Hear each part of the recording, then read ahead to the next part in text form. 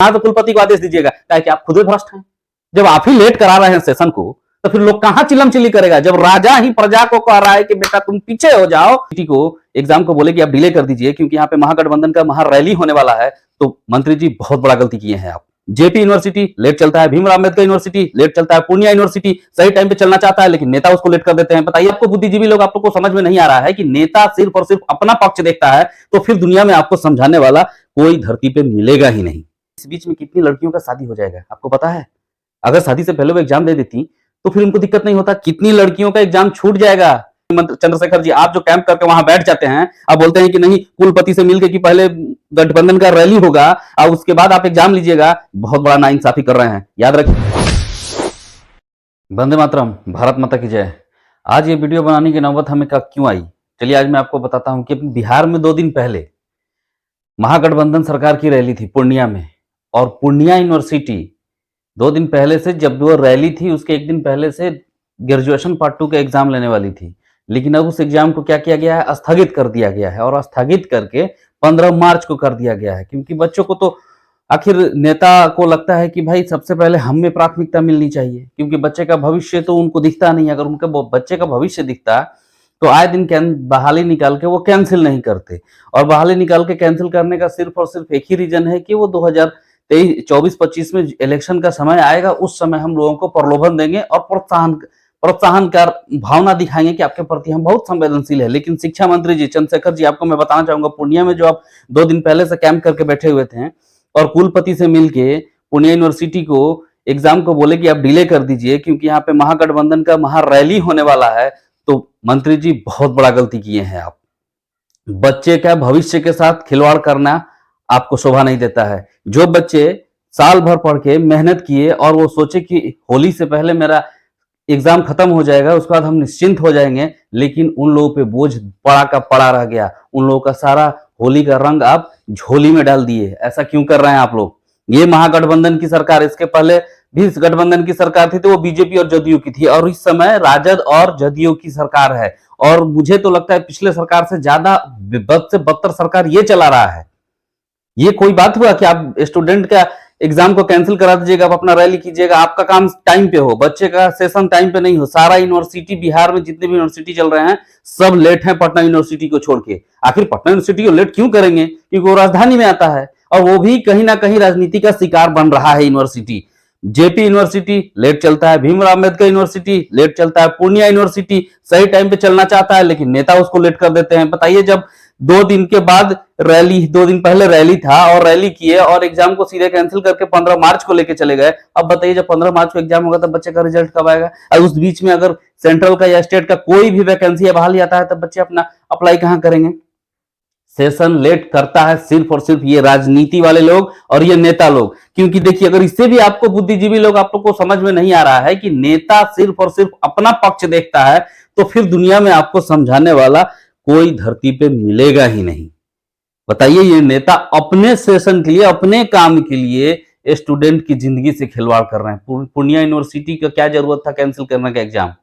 आपको रैली करना था, आप रैली करते फील्ड में, आप वहां के डीएम का अप्रूवल ले ही लिए होंगे, और डीएम का अप्रूवल की आप ही की सरकार है तो अप्रूवल तो आपको मिलेगा ही, तो आप रैली करते, जो बच्चे का एग्जाम था एग्जाम देने देते। आखिर उनके भविष्य के साथ क्यों खिलवाड़ कर रहे हैं?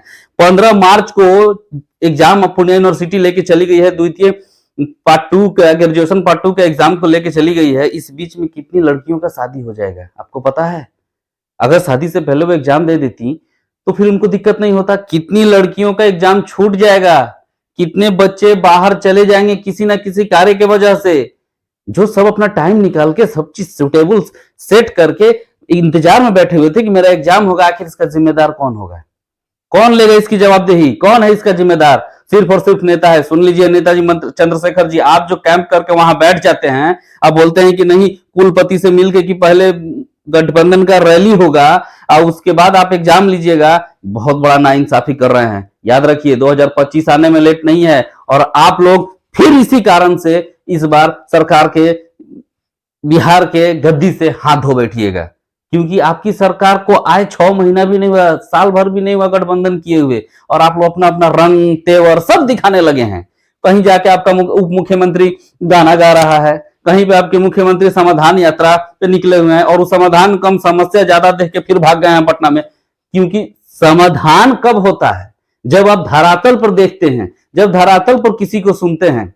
आप टीवी पे आपको क्या है, 25 डिग्री सेल्सियस के एसी को कर लेगा 25 डिग्री पर, खड़ा होकर बोल देगा फलना फलना जगह ये काम हो गया, आप लोग सुन लिए, हो गया। अरे जो लोग धरातल पर जाके न्यूज दिखा रहे हैं उनको देखिए, जो आपको वहां पे साक्षात दर्शन करा रहे हैं, वहां के लोगों से मिलकर आपको बात करा रहे हैं, आप उसके न्यूज को देखिए, उन लोगों के न्यूज को तो देखिएगा नहीं। यूट्यूब में भाई ये सब फालतू का काम करता है, ये सब के पास कोई चीज मिलता है। लेकिन धरातल आपको यूट्यूब पर जो न्यूज चैनल्स बना के लोग बैठे हैं वो दिखाते हैं। पांचों उंगली बराबर नहीं होता है मंत्री जी। और चंद्रशेखर जी, आपको हम बता देना चाहते हैं, आप बिहार के एजुकेशन सिस्टम को बद से बदतर करते जा रहे हैं। सारे यूनिवर्सिटियों को कम से कम सार्वजनिक कीजिए, कि सारे यूनिवर्सिटियों को आप मेल कीजिए, लेटर लिखिए और लेटर को सार्वजनिक कीजिए कि आप उन लोगों को बोले हैं टाइम पर सेशन में अपना काम कराने के लिए। आप कहां से बोलिएगा? आप कहां से लेटर दीजिएगा? कहां से कुलपति को आदेश दीजिएगा? क्या कि आप खुद ही भ्रष्ट हैं।